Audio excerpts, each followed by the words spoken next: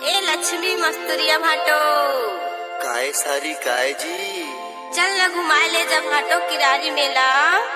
तो चला न जी, आज तुमला मैं किरारी मेला के जन्नत के सैर करा हूँ।